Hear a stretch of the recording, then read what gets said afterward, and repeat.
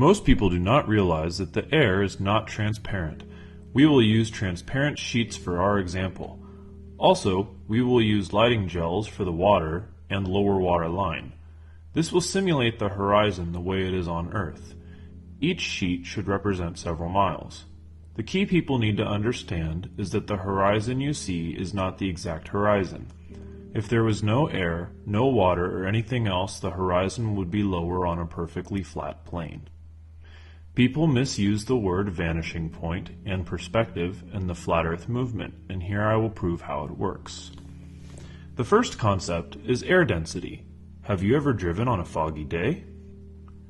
You can't see 2 feet in front of you sometimes. Or take this example of the Chicago skyline from what should have been an impossible 40 miles away.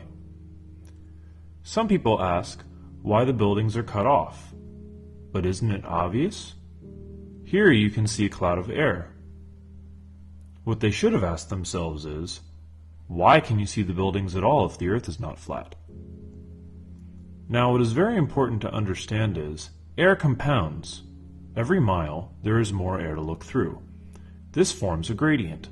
When we put several sheets of clear plastic in front of the other, they form a wall that you cannot see through. The atmosphere is filled with oxygen, zinc, carbon, hydrogen, and many other chemicals that forms a wall of density. Let's watch the experiment in action. As you can see, the sun gets cut off from the bottom first. But that's not all. There's many things to discover in this experiment. First of all, you can see the light shrink around the sun as it sets. This is exactly what we see in real life. When the sun sets in our experiment, we see a color change, just like real sunsets. One major difference in our experiment is it's on a small scale and it's low budget. The advantage is you can do this yourself at home. We will now compare to the horizon you see daily, but before we do, we want you first to understand perspective. As you can see, things that move to the horizon get smaller and lower. However, the appearance that they are getting lower is just perspective. You prove this by looking at a long hallway. The altitude of every light in the hallway is the same, right?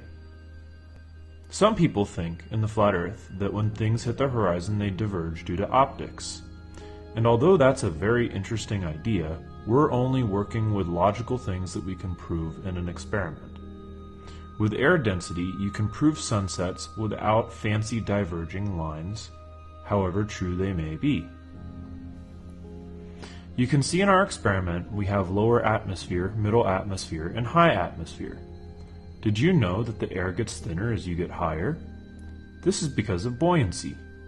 You see things that are less dense separate from things of greater density. This is why clouds float, this is why helium balloons rise. This forms a vertical gradient and gives us a horizontal and vertical air gradient. In fact, the speed at how fast things fall depends entirely on buoyancy. If you drop an item in the water, it falls much slower than in low altitude air. If you fall from a high altitude, you fall faster. When you jump from air into water, you fall fast and then slow. Now we combine all 3 ideas, and you will get this. Right at the horizon there is a 10 to 20 mile high wall of air. The wall of air depends on weather. Remember, it's a vertical and horizontal gradient. Think of it like a diagonal wall or a ramp to heaven. On high humidity, the wall will be closer. On low humidity, the wall will be further, sometimes hundreds of miles. The air compounds. Well, let's just say the sun sets beyond that wall. It goes behind it. Remember how we said that the further things go, the smaller and lower they appear? Well, right at the horizon, an extremely thin line represented here is the vanishing point. This is about a 10 to 20 mile high wall of air. Also, remember there's clouds as well blocking you in the way. Remember the buoyancy idea? Well, the high altitude air is thinner, so the wall is a little bit further. This is why the sun changes colors before it sets on a clear day. It gets blocked by the buoyant air, and then its bottom is cut off by the heavier air. Now you might be thinking, Can a 10 to 20 mile high wall of air seriously block the sun when it's thousands of miles away?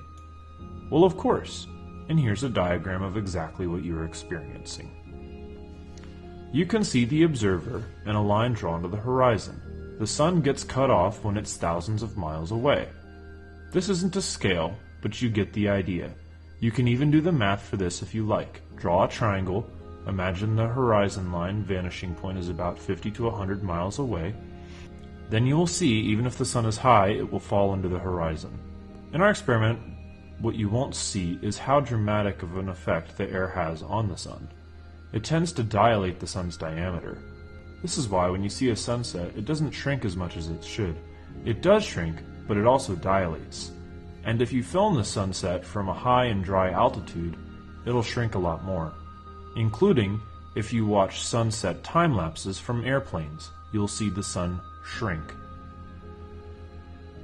I also want to take the opportunity to answer some very uneducated criticisms of the Flat Earth movement. People say, "Why can't you see New York from England?" Well, you can answer them in a word: air. Also, there's questions like, "Why can't you see northern stars from the south?" Again, air. Also, let's look at ships on the horizon with this refreshed perspective. What density also affects is the water line. Look at this diagram again. Did you know that the air above the water is filled with more water vapor? Well, of course, right? Buoyancy. So that may not seem important, but it's of huge importance in optics. Imagine if I used these blue gels instead of transparent gels. Would you be able to tell the difference between the water line and thousands of these gels stacked together compounded over many miles? Let's look at some examples. You can see here the boat is almost invisible. Here, the air almost completely blocks it. From far away, this air is dense with water and even reflects the water below. This higher waterline effect can cause boats to not be visible and even cause a slightly higher waterline occluding the bottom of buildings and beaches. Remember, over the ocean there is waves too.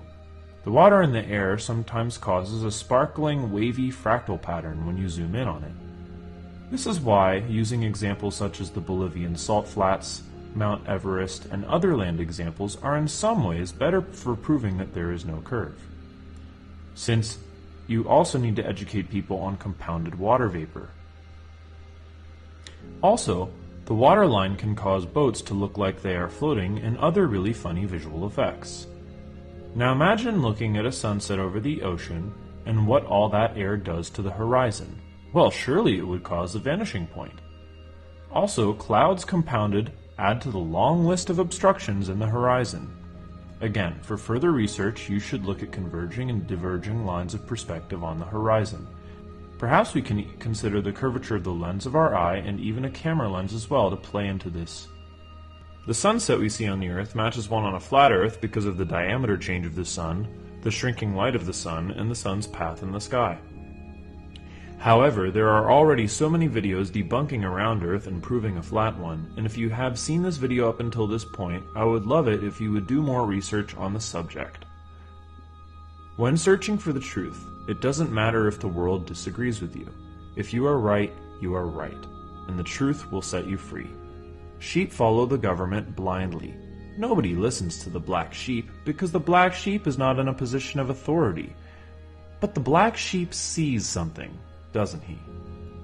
Science done honestly is beautiful, and hopefully I have shared a beautiful idea with you. So hopefully this video was educational. Thanks, and hopefully now we can put the issue of sunsets to rest.